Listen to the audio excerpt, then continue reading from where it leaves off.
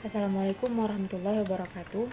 Perkenalkan, nama saya Khairina dengan NIM 23101004. Jadi di sini saya akan memaparkan kembali hasil video morfologi yang telah saya tonton, dan ini menurut pemahaman saya. Jadi kelas kata atau kategori kata itu mencakup sifat atau kriteria. Jadi kelas kata yang pertama itu ada kata benda atau nomina, di mana kata benda ini ada beberapa jenis, yaitu yang pertama berdasarkan bentuk, yaitu nomina dasar dan nomina turunan, di mana nomina turunan ini terbagi lagi menjadi tiga. Yang pertama itu nomina afiksasi, yang kedua nomina reduplikasi, dan yang ketiga itu nomina komposisi. Jadi sifat kata benda yang kedua itu berdasarkan kebernyawaan, terbagi lagi menjadi dua, yaitu bernyawa dan tak bernyawa. Sifat yang ketiga itu berdasarkan dapat dihitung atau tidak, terbagi dua, yaitu nomina terbilang dan nomina tidak terbilang. Yang keempat itu berdasarkan penyebut kelompok benda, ada dua, yaitu nomina kolektif dan nomina bukan kolektif. Jadi kelas kata yang kedua itu kata ganti atau pronomina, ada dua, yaitu pronomina intertekstual dan pronomina ekstratekstual. Jadi kelas kata yang ketiga itu kata kerja atau verba. Yang keempat itu kata sifat atau adjektif, yaitu kata yang dipakai untuk mengucapkan sifat atau keadaan sesuatu, misalnya keadaan orang, binatang, benda, dan umumnya berfungsi sebagai predikat. Kelas kata yang kelima itu ada kata sapaan. Kata sapaan ini tidak memiliki perbendaharaan kata sendiri, tetapi menggunakan kata-kata dari perbendaharaan kata nama diri dan nama kekerabatan. Yang keenam itu kata petunjuk atau demonstratif. Yang ketujuh itu kata bilangan atau numeralia, dipakai untuk menghitung banyaknya orang, binatang, atau benda. Yang kelima kelas kata itu ada kata penyangkal, di mana digunakan untuk menyangkal atau mengingkari terjadinya sesuatu peristiwa atau adanya suatu hal. Kemudian kelas kata yang selanjutnya itu ada kata depan atau preposisi. Yang ke-10 itu ada kata penghubung atau konjungsi. Yang ke-11 itu ada keterangan atau adverbia, di mana kata keterangan ini adalah kategori yang secara sintaksis dapat mendampingi adjektif, numeralia, dan preposisi. Yang selanjutnya itu ada kata tanya, di mana kategori dalam kalimat interrogatif yang berfungsi menggantikan sesuatu yang ingin diketahui oleh pembicara. Yang ke-13 itu ada kata seru atau interjeksi, yang mana kata seru ini berfungsi untuk mengungkapkan perasaan pembicara dan secara semantis berhubungan dengan kata-kata ujaran. Yang ke-14 selanjutnya ada kata sandang atau artikula. Yang ke-15 itu ada partikel penegas, berguna untuk mempertegas suatu pembicaraan, mencakup lah, tah, kah, pen, dan per. Yang selanjutnya kelas kata itu ada kategori fatis, yang mana kategori ini bertugas memulai, mempertahankan, atau mengukuhkan pembicaraan antara pembicara dan kawan bicara. Sebenarnya secara kosakata sama saja seperti kata seru, tetapi ada sedikit perbedaan, yaitu sebagai kata untuk memulai atau mengukuhkan pembicaraan. Jadi yang selanjutnya itu ada proses morfologis.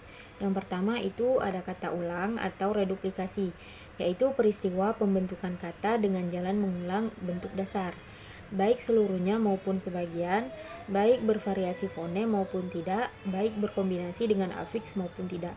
Contohnya seperti memukul-mukul. Jika bervariasi fonem, contohnya gerak-gerik. Kemudian syarat mutlak reduplikasi.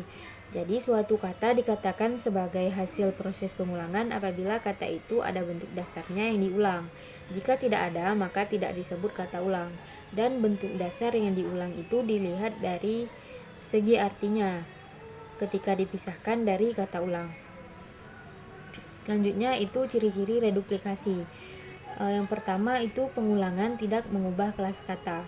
Yang kedua itu bentuk kata dasar ulang selalu ada dalam pemakaian bahasa. Yang ketiga itu arti bentuk dasar kata ulang selalu berhubungan dengan arti kata ulang. Yang selanjutnya lebih seru, lebih dari satu morfem. Kemudian selalu memiliki bentuk dasar. Yang kemudian itu ada jenis reduplikasi.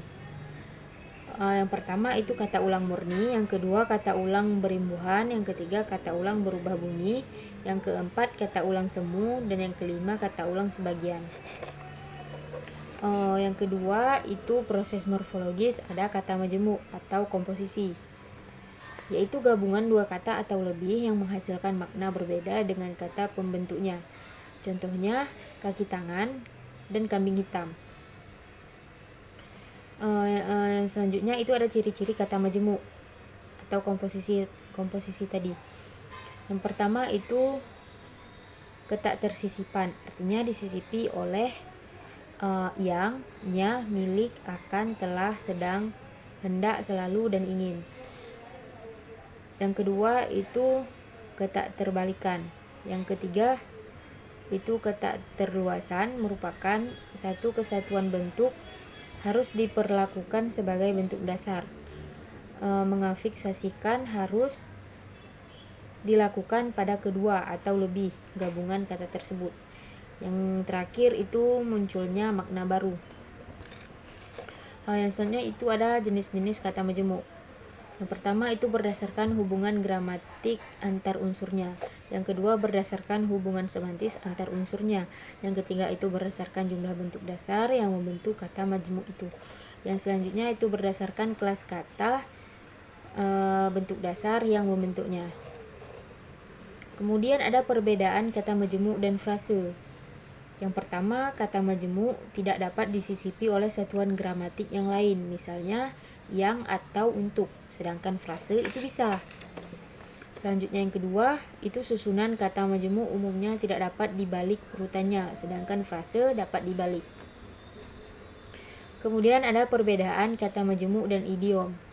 Yang pertama idiom, itu A plus B memunculkan makna C. Sedangkan kata majemuk A plus B memunculkan makna AB. Kemudian cara pengulangan kata majemuk dan frase.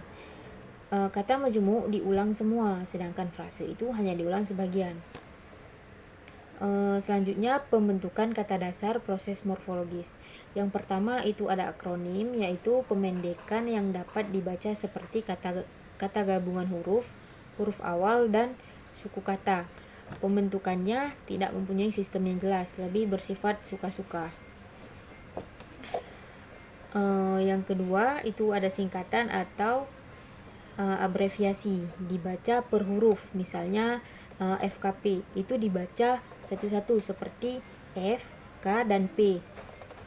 Yang ketiga itu ada abreviakronim, gabungan antara akronim dan abreviasi, misalnya Polri, Polisi Reduplikasi Indonesia.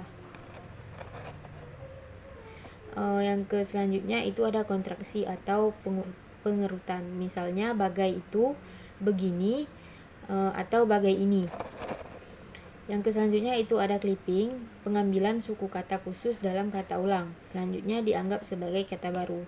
Yang terakhir itu ada pungutan.